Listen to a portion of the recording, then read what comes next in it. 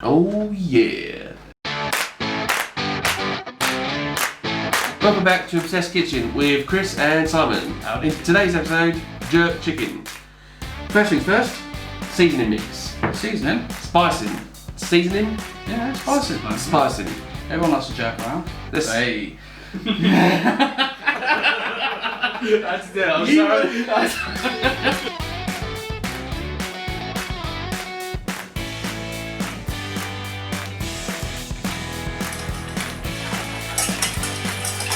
Now that we've got our lovely spice mix, which is all ready to go and smells amazing. It smells delicious. Simon's going to prepare the chicken. So what we're going to do is we're going to take those fire bones that we've got there, and you're just going to find the joint where it connects.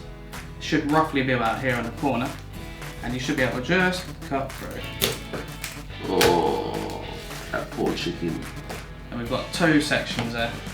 Now, obviously, because we're making jerk chicken, I like to take the skin off, because a lot more flavour is going to go into it. So with that, we just get the chicken, just peel the skin. Now, clean down this section, because obviously we've just touched raw chicken. For the rest of the recipe, you saw us make the mix earlier. So to that mix, I'm going to add yoghurt. I know it's not traditional, but I find it tenderises the meat a little bit better, as well as helping make the paste. We're going to add half of this lemon juice. Let's save the other half for next time. And then a touch of ginger. So just to make it easy for myself, I'm just going to quick peel it. No one's got time to sit here. There's lots of nice smells at this point. Add that to the mix. Cool. As well as if you want to peel me some garlic. I can put some garlic, yeah. Whilst I cut this nice chilli. Jerk chicken is traditionally spicy, isn't it, as well? It is traditionally spicy, but there's some people out there that spice is a bit too much for. Straight in there with that. There's only one thing better in this world than garlic. Bacon. Indeed. Don't worry about the chunkiness, because like I said, you've still got the chunk of the pepper in there as well. As long as we're getting all those flavours in. And then we're going to add a tiny bit of oil. So we're just going to make a nice, I wouldn't say thick paste, but somewhere in between a thick and slightly milky consistency. That was a tiny bit of oil, by the way. Yeah. And that yoghurt will just help it bind, tenderise that meat. So, just add that to our meat.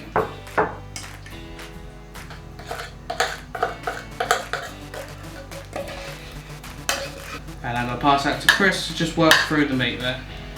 Excuse me? You can get a bit of hands on and just mix it through. Not sure that I can. Get it nice and coated, and then what we're going to do, we're going to leave that in the fridge for, I mean, preferably overnight, but if you haven't got time, between 2 to 3 hours is spot on.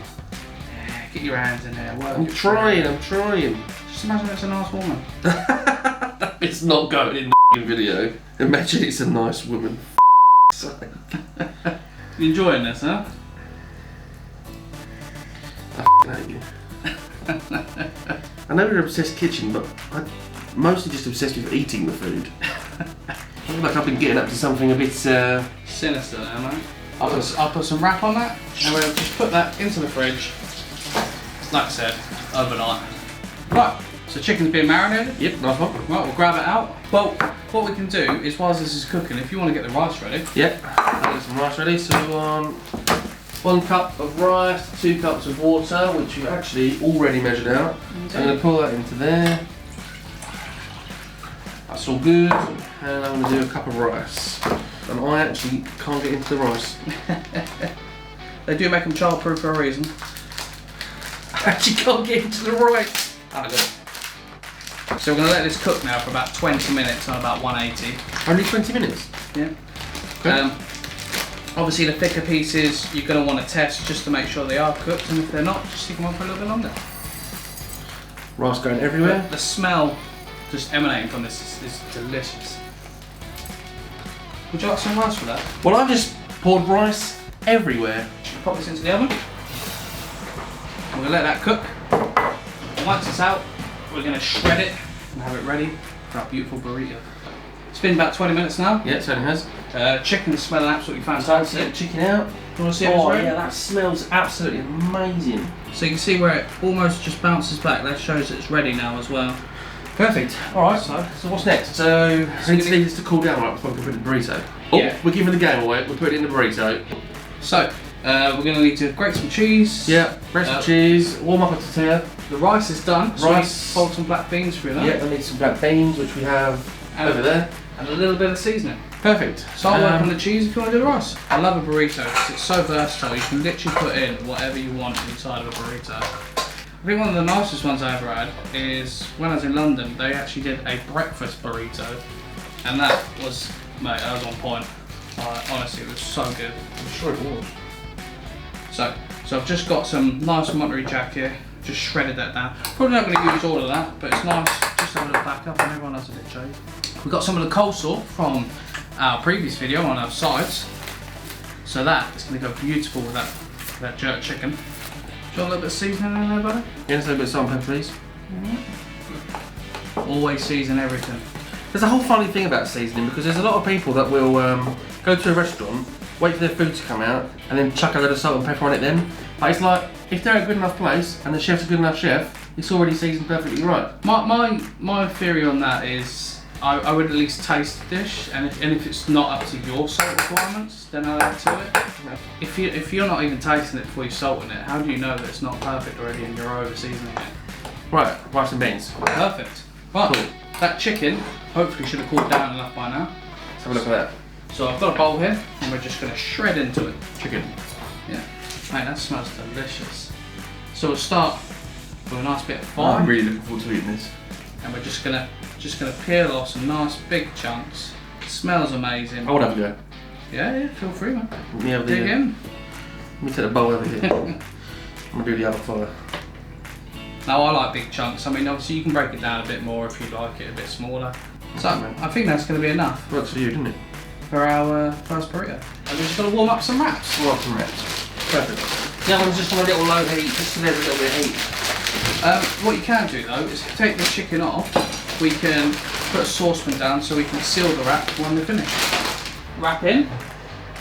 And that's going to be there for what, like 15-20 seconds? Yeah, just so it's warm enough and it's pliable.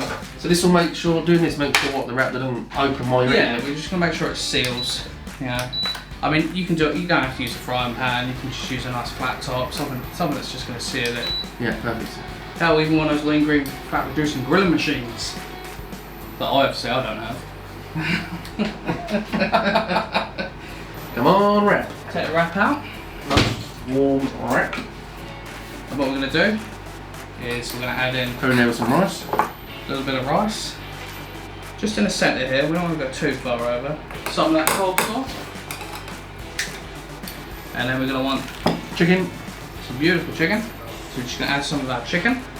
And then a little bit of our cheese. Now, this is how I fold it is. May necessarily not be the way you do it, but bring it up. And I fold it in. So you've got a lip there. Perfect. Bring this side over, and this side over. And then we're just going to roll it round.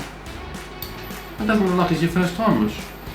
And then, because obviously our frying pan should be nice and warm, we're just going to seal it in there. Let's have a look. And there she is. Oh yeah. Look at that. What I like about this wrap is that it's not huge. No. Which means it's not going to be a struggle to eat. And you can eat the whole thing and not have to worry about throwing any away. Mm. Now speaking of eating it, I think we should eat it. Here we go. Cheers, mate.